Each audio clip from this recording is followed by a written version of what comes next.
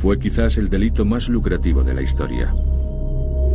Entre 1979 y 1984, la mafia siciliana introdujo clandestinamente en los Estados Unidos casi 2.000 millones de dólares en heroína. Los mafiosos de ambos lados del Atlántico se hicieron ricos. Pero también se desencadenó una guerra. En Sicilia, los jefes rivales se enfrentaron entre sí por el control del imperio de la heroína. El terror de esta guerra hizo que uno de los padrinos rompiera la omertà, es decir, el código de silencio sagrado de la mafia. Esta traición supuso una embestida transatlántica a la mafia, que haría mella por primera vez en su poder internacional.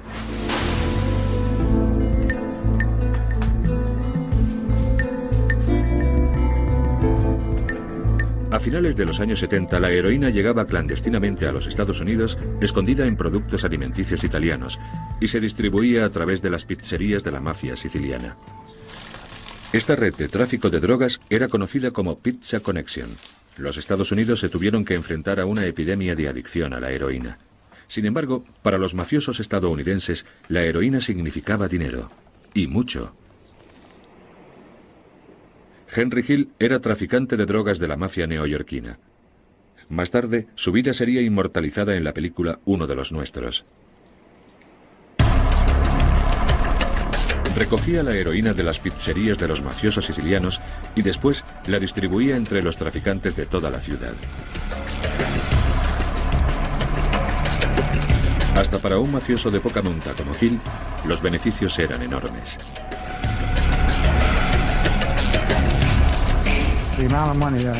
Llegué a ganar muchísimo dinero. Podía ganar 20 o 30 mil dólares al día. Llevaba el dinero en bolsas de plástico porque no tenía otra cosa donde ponerlo. Llegué a tener en mis manos millones de dólares. La droga provenía de Palermo, la capital de Sicilia. En las catacumbas de debajo de la ciudad se protegen los cuerpos para la posteridad. En Palermo, el culto a la muerte ha sido una tradición durante siglos.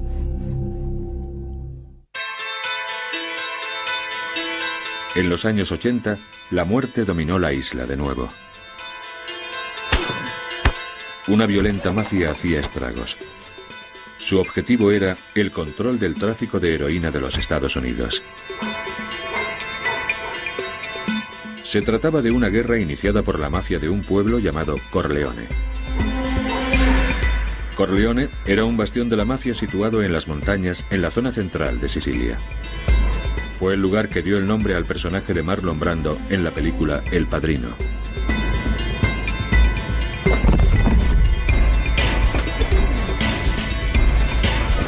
El jefe del clan mafioso de Corleone era un asesino llamado Totò Riina. Riina llegó a ser conocido como la Bestia.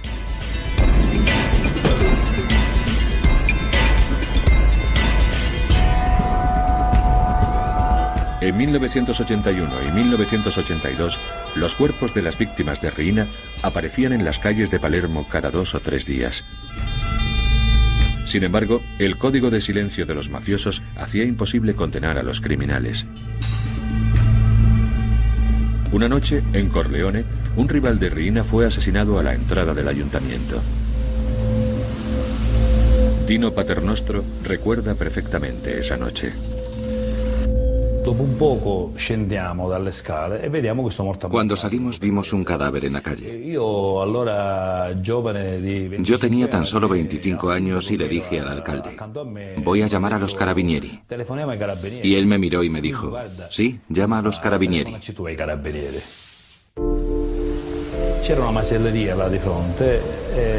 Había una carnicería enfrente, así que fui allí y les pregunté si podía hacer una llamada. Pero me dijeron que el teléfono no funcionaba. Nadie estaba dispuesto a hablar. La policía podía hacer poco para impedir que continuara la carnicería. Pero eso estaba a punto de cambiar. En Palermo, 5 jueces crearon una unidad especial para acabar con la mafia. La fuerza conductora era el juez Giovanni Falcone. Falcone se había criado en una zona de Palermo muy deteriorada. Una zona que llegó a ser un semillero de mafiosos. Sin embargo, Falcone fue educado para respetar las leyes. Así lo recuerda su hermana.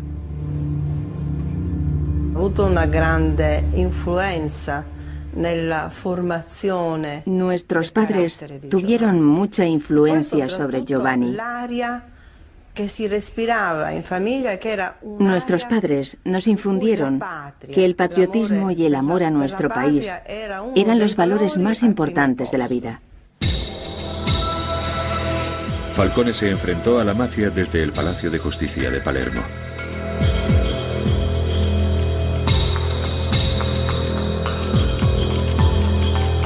Incluso allí temía por su vida.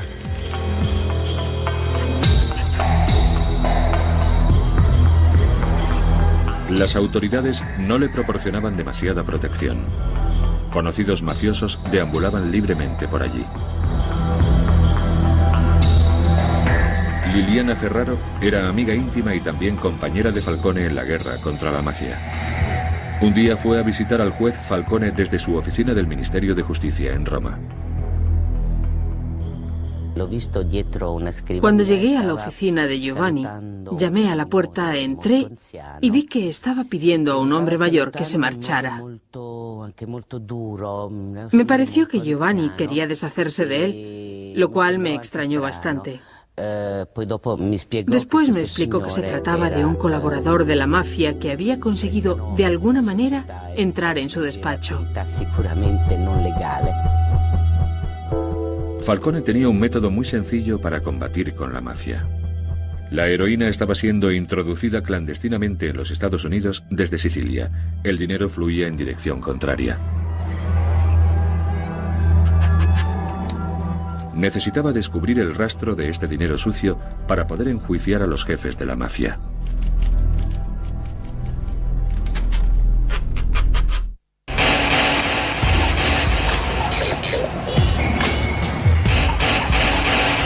El rastro le condujo a los Estados Unidos, donde la mafia estadounidense vendía la heroína traída de Sicilia.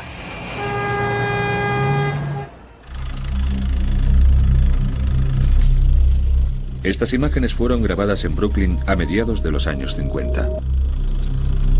No se trata de una familia estadounidense normal y corriente. Dominique Montiglio fue educado por su tío Nino Galli. Galli llegó a ser un mafioso de alto rango en el clan de los Gambino, uno de los más poderosos de la mafia estadounidense. Su tío Nino introdujo a Montiglio en el mundo del crimen. A finales de los años 70, Montiglio era también un mafioso del clan de los Gambino. En este restaurante de Manhattan hacía sus negocios.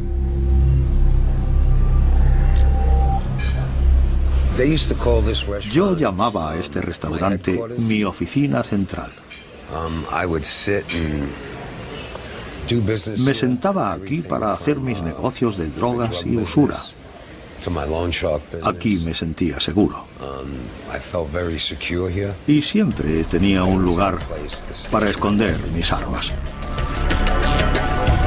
Montiglio fue testigo de cómo la heroína unió a la familia estadounidense y a la siciliana en su deseo de ganar dinero.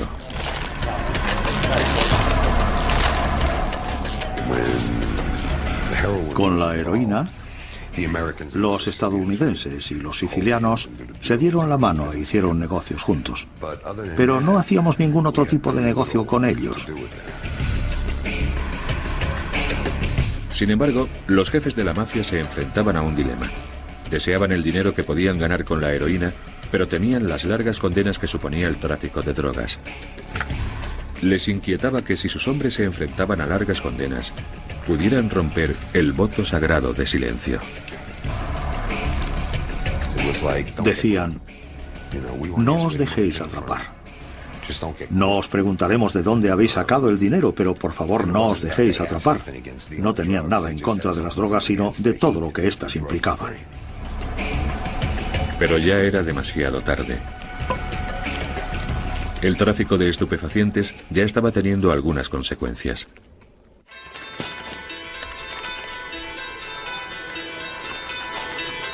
La mafia siciliana estaba ganando miles de millones de dólares con el tráfico de heroína en los Estados Unidos. Para las autoridades estadounidenses había llegado la hora de acabar con la mafia siciliana. Fue una guerra que se libró en las calles y la dirigieron hombres como el agente del Departamento Estadounidense Antidroga, DEA, Frank Panessa. Panessa era agente secreto. Utilizando un nombre falso, se había hecho pasar por un taxista para infiltrarse así en las actividades de la mafia de Nueva York. Siguió a 2 mafiosos sicilianos que viajaban de Nueva York a Filadelfia. Cuando Panessa arrestó a estos 2 mafiosos de Filadelfia, les dijo: podéis ir a la cárcel o ayudarme a infiltrarme en la mafia. Panessa tendría que convencer a los sicilianos de que era un padrino de la mafia. Los 2 informadores eligieron un restaurante del sur de Filadelfia que era muy frecuentado por mafiosos. Fuimos allí a cenar con los sicilianos. Me senté entre 2 de los italianos y cuando trajeron la comida, me sirvieron a mí primero. Así que los sicilianos creyeron que yo era alguien importante. El objetivo de Panessa eran 2 hermanos sicilianos, Paolo y Giovanni Laporta. En las imágenes grabadas por el Departamento Estadounidense Antidroga a la entrada de una pizzería de Filadelfia aparecen los hermanos con Panessa.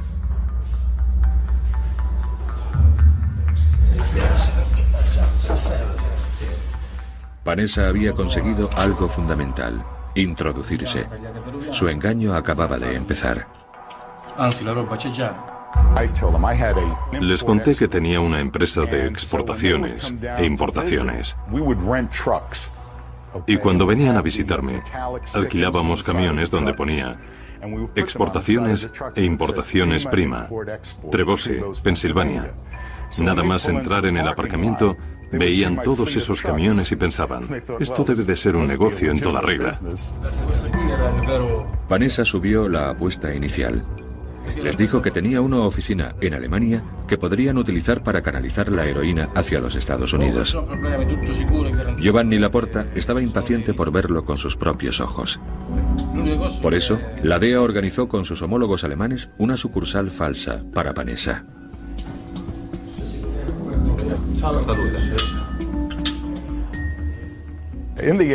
Cuando llegué al aeropuerto, un alemán enorme se acercó a mí, me abrazó y me dijo, Frank, me alegro de verte.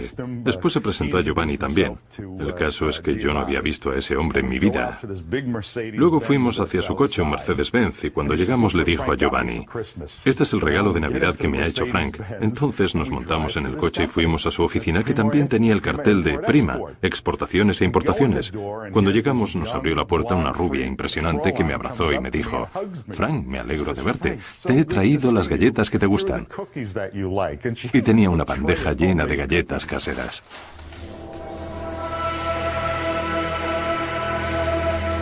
El audaz engaño de Panessa mereció la pena. Había descubierto una conspiración criminal inmensa. Los hermanos Laporta confesaron a Panessa que podían blanquear $5 millones al día, unos 4 millones de euros. Es decir, $1 billón al año, unos 800.000 millones de euros. Y su negocio no se reducía únicamente a la heroína. Asimismo, los hermanos le dijeron que también controlaban el 75% de la distribución de la cocaína en la costa este. Paolo Laporta vino desde Filadelfia y me reuní con él en una de las pizzerías. En la mesa había 30 kilos de cocaína. Me dijo, llévate unos cuantos kilos. Y yo le contesté, bueno, ahora me dedico a otros asuntos. Con ello quería decir que me dedicaba a la heroína. El hijo de Paulo, un niño de unos 6 años, estaba allí sentado, así que le dije que me sentía algo violento por la presencia del niño con toda esa droga sobre la mesa. Entonces, él le preguntó al niño, ¿qué ves? Y el niño, como un verdadero mafioso, contestó, no veo nada. Y eso me dejó de piedra. El niño era ya todo un mafioso.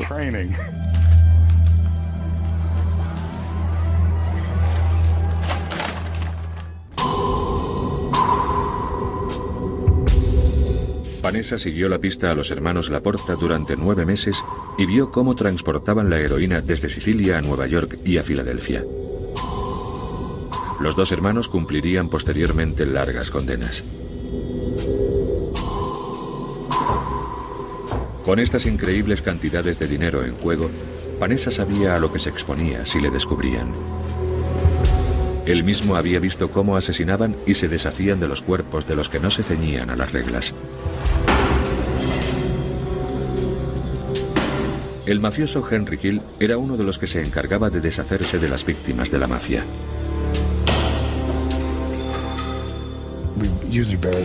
Normalmente los enterrábamos. A veces los dejábamos tirados en los aparcamientos o también en coches viejos que dejábamos en depósitos de chatarra. Después estos coches eran aplastados y terminaban en Japón o algo así. Los mejores lugares para enterrar los cuerpos eran nuestros clubs, en los sótanos, claro. Cavábamos un agujero, metíamos el cuerpo con unas paletadas de cal y desaparecía en cuestión de meses, y nos olvidábamos de ellos.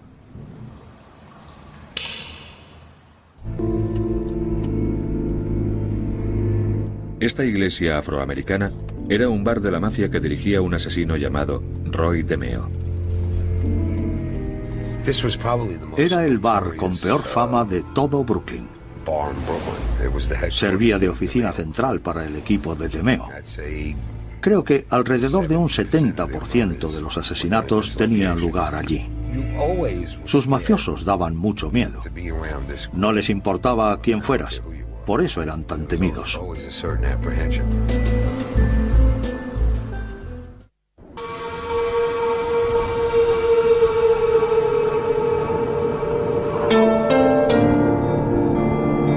En Sicilia, el terror era parte de la vida diaria. Por algún lugar de la isla, merodeaba el hombre que dirigía el tráfico de heroína de los Estados Unidos, el padrino de la mafia siciliana, Totò Riina. Riina había llegado a lo más alto de la mafia siciliana por sus asesinatos y se había hecho con el control del tráfico de heroína. Puede que diera orden de matar a más de 100 personas.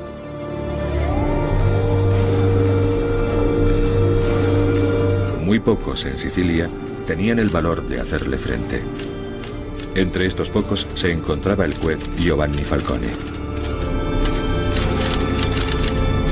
Desde su despacho del Palacio de Justicia de Palermo, Falcone y un grupo de valientes compañeros libraron una peligrosa guerra en solitario contra la mafia. Los refuerzos estaban a punto de llegar.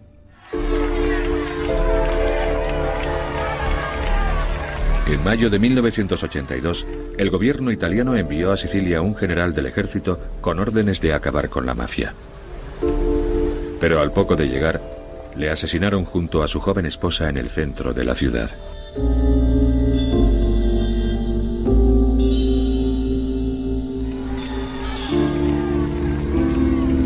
Los sicilianos reaccionaron con indignación.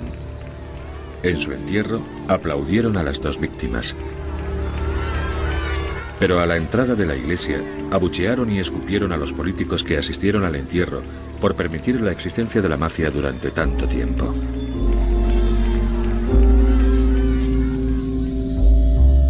En respuesta, el gobierno italiano proporcionó finalmente a Falcone el respaldo que necesitaba. Liliana Ferraro era una antigua amiga de Falcone y también compañera en su lucha contra la mafia. El ministro de Justicia la envió para ver qué necesitaba Falcone. Liliana quedó horrorizada por las condiciones en las que trabajaba Falcone. Cuando sono entrata ho visto questa scrivania. Tenía una vieja mesa de metal, una silla a la que le faltaba una pata y para sostenerla tenía un montón de carpetas debajo. Había papeles por todas partes. Giovanni me dijo, este es nuestro despacho, nuestras herramientas y nuestro modelo de eficiencia. Así es como intentamos trabajar aquí. Falcone decidió continuar con la tarea de acabar con Totò Riina. Estaba a punto de hacer un gran avance. La red estaba acercando a dos padrinos, ambos estrechamente vinculados a Totò Riina. Entonces se produjeron una serie de hechos que provocarían la derrota más grande de la mafia.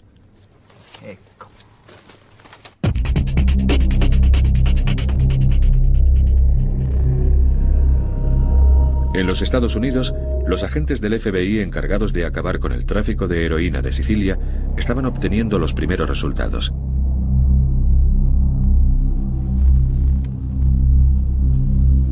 El FBI intervino las llamadas telefónicas de la avenida Knickerbocker en Brooklyn, hogar de muchos sicilianos sospechosos. La mafia utilizaba teléfonos públicos para negociar, pero no eran conscientes de que el FBI los vigilaba. Estas imágenes fueron grabadas por el FBI. Sin embargo, hablaban en el dialecto siciliano, que ni siquiera comprendían la mayoría de los italianos. Utilizaban códigos como llamar camisas a la heroína. He conocido el tipo de las camisas, pero hay un problema. Hay otro tipo que tiene camisas que son 10% acrílicas. El agente del FBI, Carmine Russo, ayudó a conseguir algunos avances. Russo nació en Sicilia y emigró a los Estados Unidos de niño. Después se convertiría en agente del FBI. Al igual que el juez Giovanni Falcone, tenía gran aversión a la mafia. Russo entendía el dialecto siciliano y pronto supo quién era el jefe de la operación tras descodificar las misteriosas referencias que hacían de él. No le llamaban por su nombre. Se referían a él como el pastor, el tío, el profesor, etcétera, pero nunca le llamaban por su nombre. Eso me llamó mucho la atención. Los investigadores no pudieron identificarlo hasta que los sicilianos cometieron un error que hizo estallar el caso. Por teléfono, los sicilianos hablaban de las noticias publicadas en los periódicos italianos acerca de los asesinatos de mafiosos en Sudamérica. Las noticias hablaban de un don mafioso llamado Gaetano Badalamenti. Badalamenti había sido una figura clave. Había sido el antiguo jefe de la mafia siciliana. Pero había perdido la guerra que se libró por el control de la mafia. Y había huido a Brasil porque temía ser asesinado. Desde allí exportaba a los Estados Unidos grandes cantidades de heroína. Dirigía este negocio bajo las órdenes de Totò Riina, el hombre que le había despojado de su poder. Desde Sicilia, Riina no dejó que el odio a su enemigo le impidiera ganar dinero. Cuando el FBI confirmó que tenía ante sí al antiguo jefe de los jefes de la mafia siciliana, centró el objetivo de su investigación en Gaetano Badalamenti.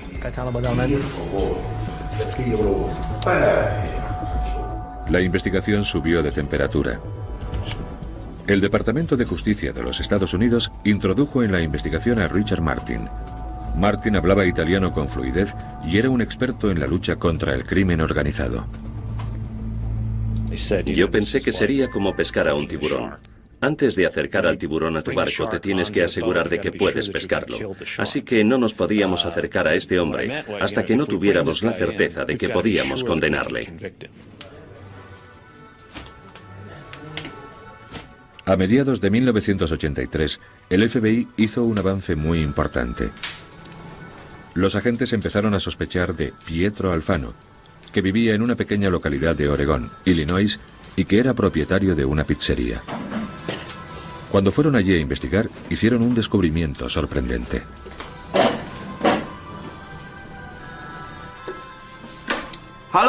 Hola.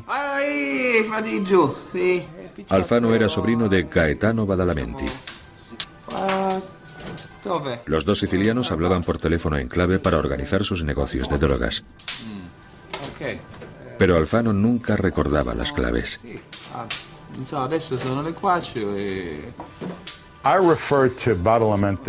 Yo llamaba al sobrino de Badalamenti Alfano el bufón, porque era un idiota.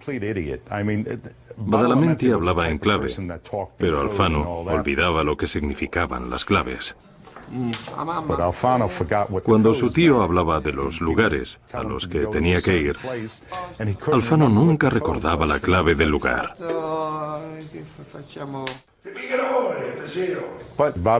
Pero Badalamenti no tenía otra alternativa. Dependía de él para la distribución de heroína en la región central. A Badalamenti se le agotó la paciencia con su sobrino. Le ordenó que asistiera a una reunión y, enfadado, le espetó el nombre del lugar: Madrid, la capital de España. Si nos facilita la información que necesitamos, seguramente podamos llegar a algún tipo de acuerdo. Las autoridades se pusieron en marcha inmediatamente. En abril de 1984, ambos fueron arrestados por la policía española. En estas imágenes se ve cómo se los lleva la policía. Badalamenti es el hombre que aparece a la izquierda. Fue condenado a 45 años de cárcel por tráfico de heroína. Se calcula que llegó a ganar 1.600 millones de dólares, unos 1.200 millones de euros, en tan solo 5 años.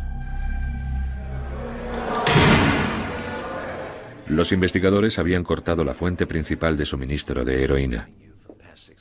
Después, el rastro se enfrió, ya que Badalamenti se negó a romper el voto de silencio de la mafia.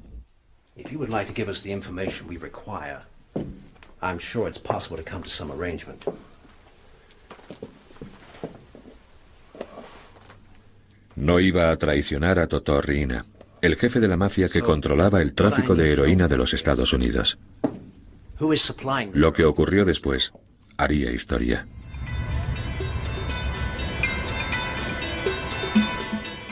En Brasil, otro don de la mafia fue arrestado. Se trataba de un socio de Badalamenti en el tráfico de drogas llamado Tommaso Buscetta. También se había marchado de Sicilia huyendo de Totò Riina. En su guerra por hacerse con el control de la mafia, Riina había asesinado a 2 hijos de Buscetta. Italia solicitó la extradición de Buscetta, pero él no quería regresar allí. Estaba seguro de que Riina le mataría a él y a su nueva familia.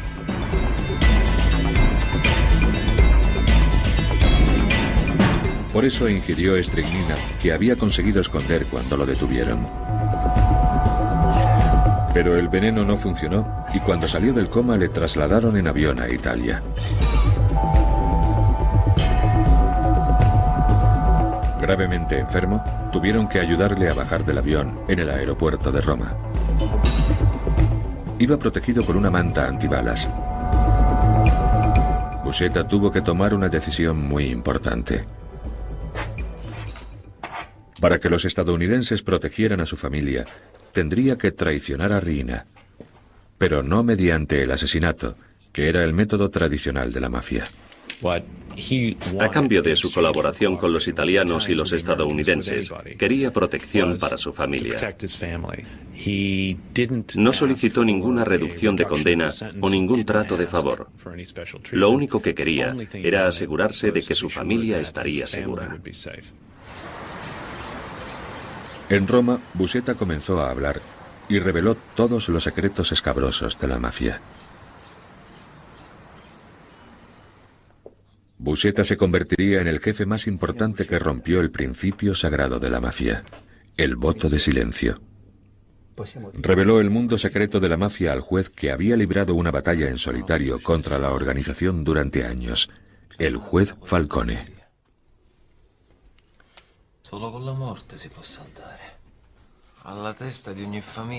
Entre julio y septiembre de 1984, Buscetta habló sin cesar. Señor Buscetta.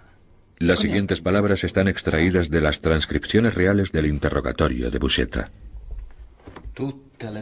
Todas las familias de Palermo están implicadas en el tráfico de drogas. Cuanto más cerca del jefe estás, más te puedes beneficiar. Nos explicó cómo actuaba la mafia tanto en los Estados Unidos como en Sicilia, cómo actuaban en conjunto y cómo las reglas de la mafia permitieron que se convirtiera en una organización internacional. Buscetta explicó que la clave de ese éxito fue la disciplina militar que tenía. Al frente de cada familia hay un capo que es elegido por los hombres de honor. Alguien podía llamar por teléfono desde Sicilia a Oregón, Illinois, y en 30 segundos haber cerrado un trato vinculante.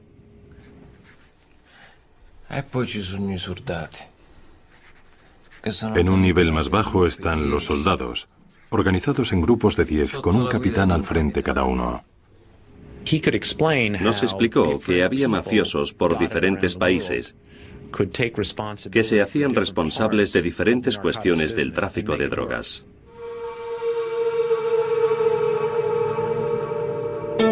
Funcionaba porque todos los mafiosos se regían por un juramento que hacían en una ceremonia de iniciación. Si rompían dicho juramento, las consecuencias eran funestas. Pinchaban el dedo con una aguja para que cayeran unas gotas de sangre sobre la estampa religiosa.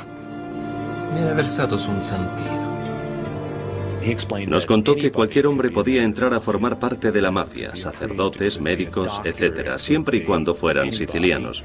Una vez que pertenecían a la organización debían cumplir las mismas reglas que el resto. El incumplimiento de estas significaba la muerte. Ponían en la mano una estampa de un santo y la quemaban.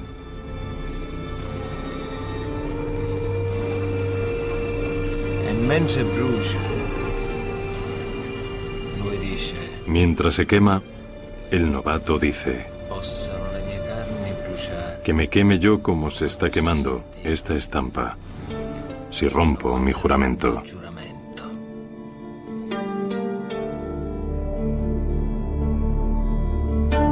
Las pruebas de Buscetta ayudaron a estructurar el rompecabezas y a explicar cómo una banda de delincuentes de la Sicilia rural podía dirigir la mayor operación de contrabando de heroína. Las autoridades se empezaron a poner al día con la mafia.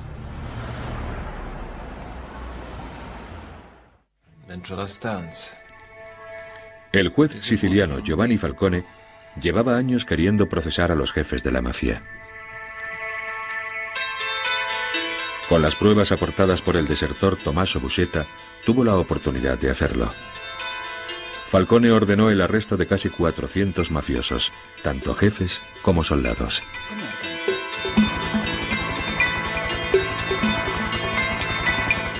Pero Totò Riina, el líder de la mafia siciliana, no estaba entre ellos. Las autoridades italianas tenían que encontrar un lugar donde juzgar a tanta gente. No había un lugar lo suficientemente grande y seguro para ello en la capital siciliana de Palermo. El ministro de Justicia decidió construir un enorme búnker de hormigón dentro de la cárcel principal. La amiga de Falcone del Ministerio de Justicia, Liliana Ferraro, fue la encargada de dirigir el proyecto. Temía que si la mafia llegaba a tener conocimiento de ello, la matara. En su viaje de Roma a Sicilia, tomó todas las precauciones posibles para mantenerse a salvo. Reservé mi billete con un nombre falso. Después llamé al capataz de la empresa que estaba construyendo el búnker para que me recogiera en su furgoneta en el aeropuerto. Recuerdo un día que tuve que asistir a un funeral en Palermo y me presenté con mi vestido negro lleno de polvo de la construcción. A la espera de que comenzara el juicio, Buscetta permanecía en un lugar seguro de los Estados Unidos. Los agentes del FBI y de la DEA lo protegían día y noche. Un día recibió una visita de su cuñado. Pero la visita tenía un objetivo siniestro, como recuerda su agente de seguridad. Le ofrecieron una gran cantidad de dinero para que no testificara. No querían que testificara en su contra. Pero Buscetta les dijo que seguiría adelante. Cuando su cuñado regresó con la noticia, le asesinaron. Asesinaron al mensajero.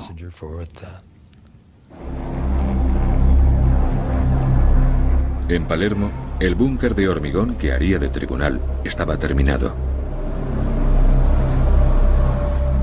Los muros del búnker eran losas de hormigón reforzadas, lo suficientemente fuertes para repeler ataques de misiles. Dentro de la sala había 30 celdas para los acusados.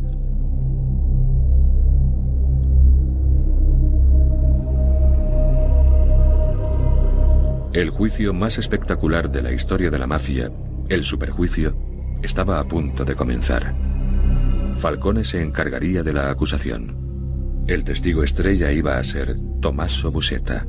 Cuando se supo y se confirmó que Buscetta iba a testificar, nos amenazaron con lanzar un ataque aéreo sobre el tribunal.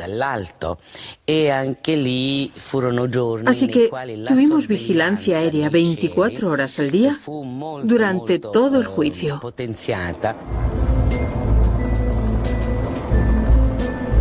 El juicio comenzó en febrero de 1986. 3.000 soldados armados y un tanque velaron por la seguridad del búnker. Casi 500 acusados estaban citados a declarar, lo que sería alrededor de un 10% de la mafia siciliana. Estaban acusados de asesinato, tráfico de drogas y otros delitos importantes.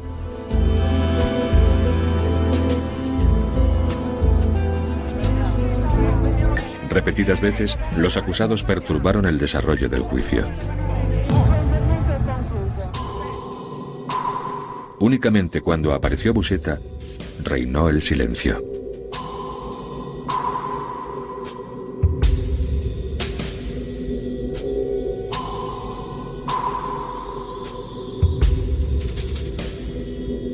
Estuvo en el estrado durante una semana protegido por un cristal antibalas y repitió lo que ya le había dicho anteriormente al juez Falcone. Estaba seguro de que en algún momento los sicilianos le matarían. Él hizo lo que tenía que hacer: testificar. En el avión de regreso a los Estados Unidos me dijo: Tony, no creía que regresaría, de verdad. El 16 de diciembre de 1987, el juez dictó su sentencia. 344 mafiosos fueron declarados culpables y condenados a un total de 3.000 años de prisión. El juicio había durado 22 meses.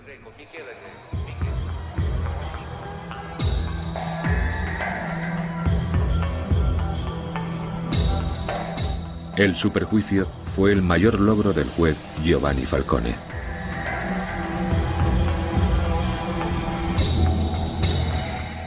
Las autoridades italianas y estadounidenses lograron grandes éxitos en lo que a la mafia se refiere.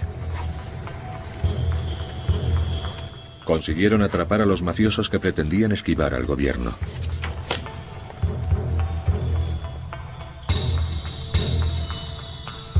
El voto de silencio, u omertà, que había provisto a la mafia de disciplina, estaba desapareciendo.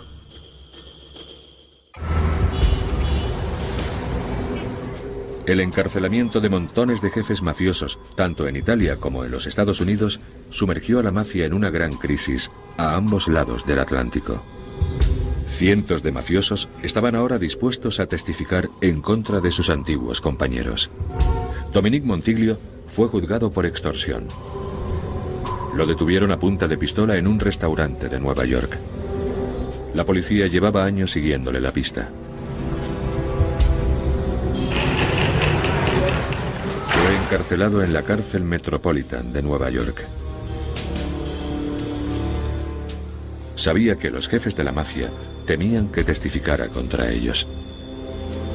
Montiglio temía por su vida. Pensé, no voy a morir en vano y a dejar a mi mujer y a mis 3 hijos que se las arreglen solos. No voy a morir porque piensen que voy a testificar en su contra. De alguna manera, te empujaban a testificar en su contra. Incluso hoy en día, si te detienen, intentan acabar contigo. A Montiglio le educaron para que no rompiera su voto de silencio. Pero ahora había decidido colaborar con la policía. Ya había visto algo de acción en la guerra de Vietnam, pero traicionar a su familia tendría consecuencias mucho peores. Prefiero luchar en Vietnam antes que testificar en un juicio. Es muy difícil de explicar. Cuando estás ahí arriba, a 5 metros, con todos mirándote, es muy duro.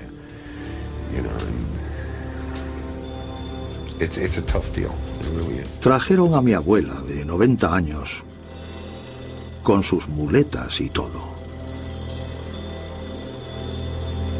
A mis primos, tíos y tías. Todo para intimidarme. Tener cada día a esa sala de tribunal era muy difícil.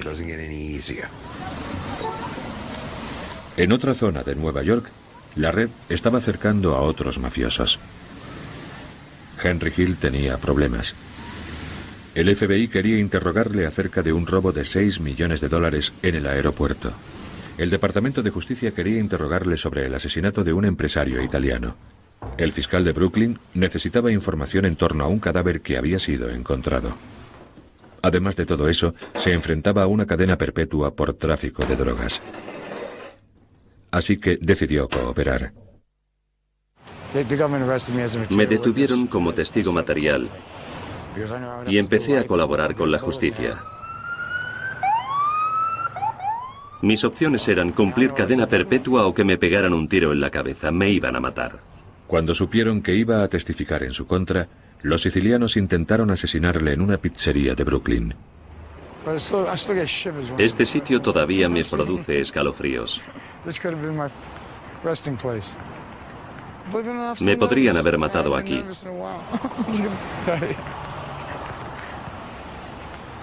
Todavía me pone nervioso pensar en ello. Aún hay muchos primos de esos tipos en este barrio. Ha cambiado algo, pero siempre hay alguien mirando por alguna ventana de por allí. Sientes que has traicionado a los tuyos, a tu familia y a ti mismo. Es algo que he ido superando a lo largo de los años, pero no del todo. Durante los años posteriores, Montiglio y Hill vivieron protegidos en lugares secretos a cientos de kilómetros de sus barrios, y siempre temiendo que la mafia los encontrara. Me gustaría poder olvidarlo todo, pero es imposible. Muchas veces sueño con que me marcho de la casa de Nino y su Cadillac está aparcado en la puerta. Cuando salgo de la casa veo a Nino, Chris, Anthony y Joey escondidos debajo del coche de Nino. Entonces Roy me mira y me dice: Dominique, ven al infierno con nosotros. Y entonces me despierto. La mafia forjó el imperio del tráfico de heroína durante varias décadas, pero ahora había sufrido un gran golpe. A pocos metros de la costa de Sicilia, la policía italiana buscaba la droga en los barcos. Pero encontraron poca.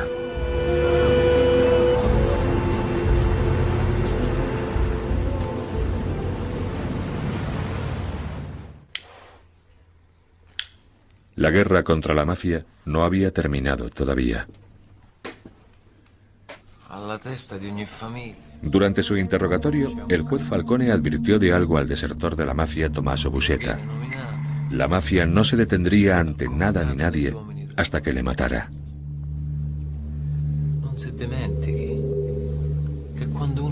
En la mafia, las cuentas se saldan con la muerte. Cientos de mafiosos fueron encarcelados tras el superjuicio. Pero el jefe de todos los jefes, Totò Riina, quedó en libertad. Mantuvo el control de su inmenso imperio del crimen y continuó asesinando a sus rivales. En los Estados Unidos, la operación conocida como Pizza Connection había sido todo un éxito por parte del FBI. 21 traficantes sicilianos fueron condenados a penas de hasta 45 años cada uno. La mafia estadounidense y la siciliana nunca más volvieron a estar tan unidas.